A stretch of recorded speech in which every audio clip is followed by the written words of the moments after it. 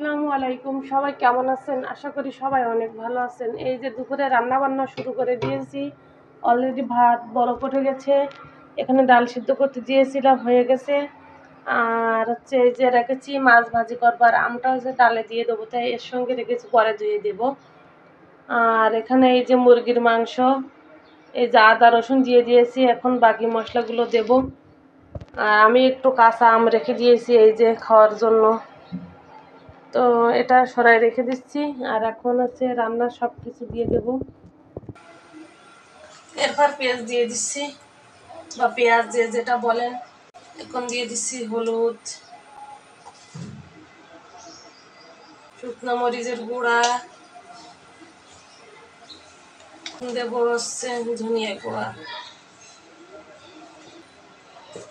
লবণ দিয়ে দিচ্ছি পরিমাণ মতো, গরম মশলা দিয়ে দুইটা ভেঙে দিলাম, লবঙ্গ দিলাম, আর এলাচ দুইটা ফাটাই দিচ্ছি।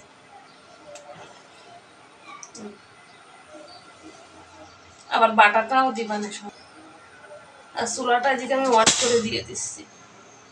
এখন এটা খুব ভালোভাবে মাখাই নিচ্ছি।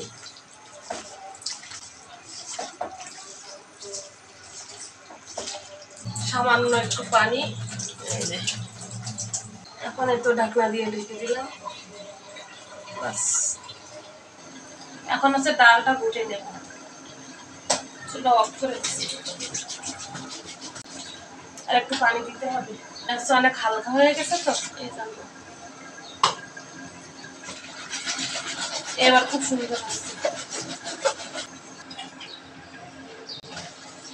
পানি দিয়ে দিলাম, একটু বেশি করে রান্না করবো, ডাল অনেক পছন্দ তো, এই জন্য।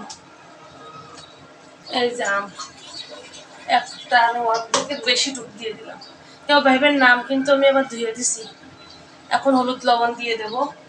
এই যে হলুদ লবণ আমি আন্দাজ করে দিই, কখনো সে দেখে দিই না, বাস একবারে দিয়ে দিয়েছি, হয়ে যাবে। সবকিছু মাখাই দিচ্ছিলাম, দেখেছেন কি পরিমাণ পানি বের হয়েছে। আর তো বসে সকালে ভাত খাওয়ার সময় ধুয়ে ভালো করে পানি ঝরে রেখে দিয়েছিলাম।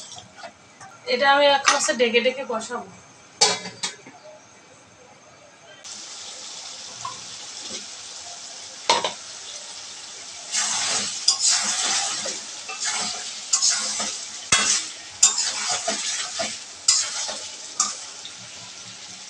এখন এই মশলাটা একবারে দিয়ে দিলাম, গরম মশলা আর জিরা বাটা। তেলে ভাত দিয়ে নেব। বিসমিল্লাহ।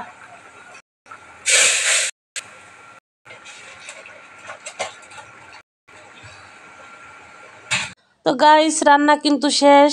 এই যে ঝোল কমাই নিলে হয়ে যাবে। এদিকে যে ডালের তরকারি হয়ে গেছে, ডাল আর ভাতও রান্না হয়ে গেছে।